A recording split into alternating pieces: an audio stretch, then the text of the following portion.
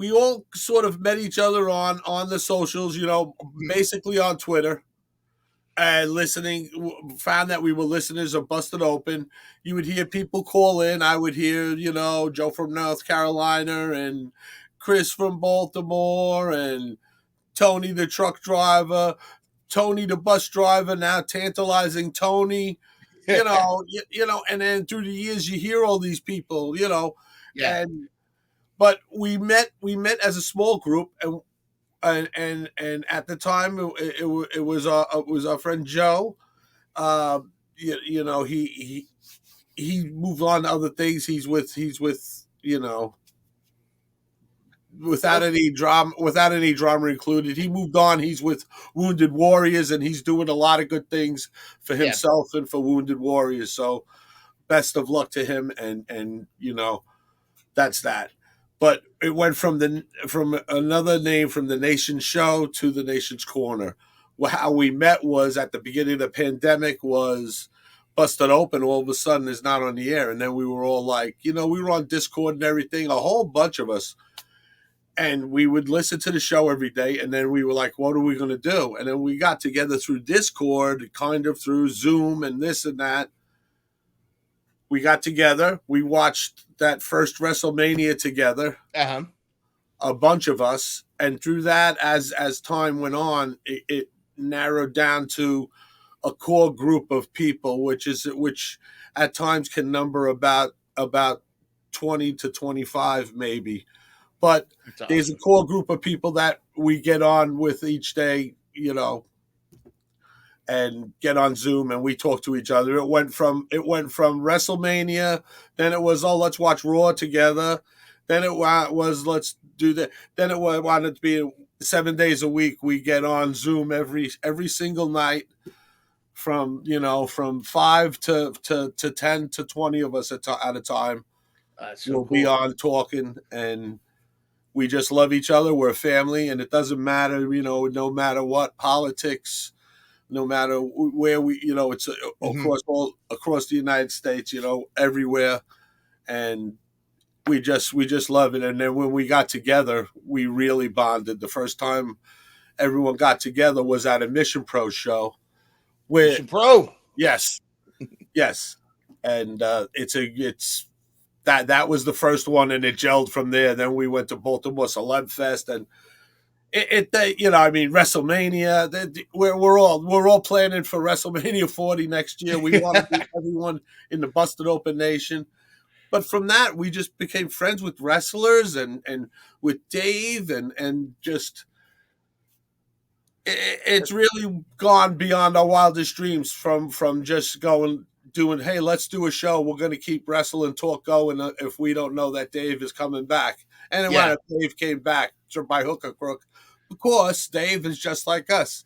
Yeah. But Dave LaGreca is the catalyst for our group, because he got through him, and through fear of losing him, we freaking got together, and this group is unbreakable. It's like whatever, certain people may drift in and out or whatever, things may happen, that are beyond, what you can do. Mm-hmm. But we're all together, and I think that's tremendous. Through the story that through that we helped, how much we helped Deb. Yes. She speaks very highly of you. I had her on an earlier show that we were talking about off the air, and she was telling a very similar story, how you guys kind of formed like a core family during the pandemic. It was exactly like you said, where not knowing if the show, the Busted Open was going to be on, you almost kind of formed your own show, almost formed without you realizing it, like your Zoom calls, like we're such good friends. We are like, even though we're all different ages, we all think, the way we think is like, wow, if we only knew each other back when we were from teenagers on, if we were only friends like this for decades, and it's just that, and we've been through a lot of stuff. Individuals have been through a lot of stuff, but we're always there for each other. It's not like we get on Zoom and it's a pity party or anything. We get on there and we just there to have fun. We watch Raw, we watch whatever. Sometimes we're watching all different things. You hear Deb laughing. What are you watching, Deb? She's watching Curb Your Enthusiasm. Then I start doing Larry David lines at her. Then Chad, even though we say F Chad, whatever, he comes on, he starts talking about Frank Zappa. It's cool, it's a whole mishmash and it's a whole mixture, but we're all there. Like, you can turn around, hey, we're here. It's interesting too, because and I think in a time where a lot of people, if you just look at social media, it looks like everybody's angry at each other, yelling at each other, but you guys are a great example of having one thing in common. You guys have completely different political views and social views and backgrounds, but you guys respect each other and have a genuine love for each other. And it translates whenever you guys do your show and whenever you guys are on Twitter and whatnot. It's that you're bonded by that common interest in wrestling, and then that's gone from there. Yeah. Well, for me personally, things changed, and that's, a lot of us changed. Someone might have the view over here, but because this person says this is why, and then I kind of understand that, and then you got to go, you know what, you're in this region, and that might be what you need at that time. You know what I'm saying? So It's like we try to understand where everybody's coming from in their head, in their minds, and in their hearts, and everybody in this group, it has a good heart, and we've all shown it at times, and me maybe less times than others, but at least I know I have more of a heart than Chad. So, F Chad, by the way, F Chad. Yeah, at least I know I have more of a heart than him, but like Tony is just such a nice guy, and I kind of feel bad that he's such a nice guy and he likes me, but that's well, nobody's perfect, Mike. Nobody's perfect. Yeah. Well, except me, but that's of course. But that's understood. That's the only disagreement among this whole group. They will not agree with me on every single thing, and that's if they call you elder, you're supposed to listen to your elders. Hey, acknowledge the Mongrovian chief. Yes. You got to acknowledge him. Yes. Just like people don't acknowledge Kiss the elder, you must acknowledge the elder, because it underneath it's all great. No, absolutely.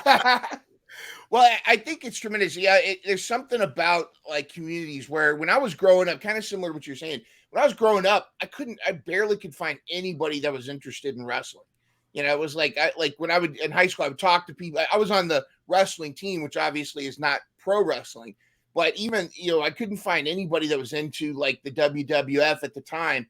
And for so long, I always felt like I was one or two people I might find. But now with social media, there's such a vast fan base that you can communicate with, and you can actually connect with, and have a lot.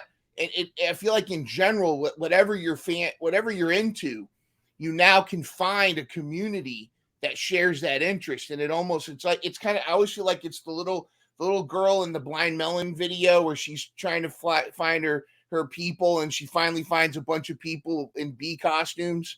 It's kind of like that. Oh, the little girl in the bee costume, yeah. Yeah. It's I like always wanted a tripper, but that was hey, what do you? Yeah, I was like, why aren't they playing Morbid Angel? No. That's awesome. Yeah, but I actually met my wife on an online community. We met through Vote for the Worst, which was a message board back when American Idol was bigger than it is now, and we would always vote for Sanjaya, or we always would try to get those people through. Yeah. And then we did like a. You did the Sanjaya vote on American Idol. You tried to get him to win. Yes, through Howard Stern. Well, yeah. Well, that I don't know if Howard was on that campaign, and then I was like, you know what? I'm voting for Sanjaya, man. He's Good. Yeah. You would fit right in with that community. And we started doing a radio show for reality television, and we ended up years later, we ended up married. It's crazy how that happens when you meet somebody from another part of the country and just really click with them like that. It's really cool. I met my wife. She was right around on the next block. She grew up. We grew up like right around the block from each other. I met her when she was 13, and I was still like 16 or 17. But no, she knew. There was no Jerry Lee Lewis stuff going on. Yeah, okay. I was making sure. We were friends for like years, like, just in the same crowd walking, back in the day. I don't know if you youngins, I don't know. It's not just, we didn't walk around watching YouTube videos like this on our iPhones. We actually got our butts kicked. You got lunch or breakfast, get your butt out, and don't come home till the lights come on, till the street lights come on, and that's it. So you went out and we walked around, and that's what we did. We hung out. We all hung out and joke around with each other, and then through the years, we turned out both metalheads and went to concerts. And yeah. I mean, she actually, yeah. Well, she actually dated friends before me and everything, but she must have known early on who she was with. There, she recognized great. No, she didn't, man. She regrets it every day. Coming up August 28th, it'll be 36 years of regret. Oh, congratulations! That's awesome. Yeah, you can send the condolence card to her. Send some black roses.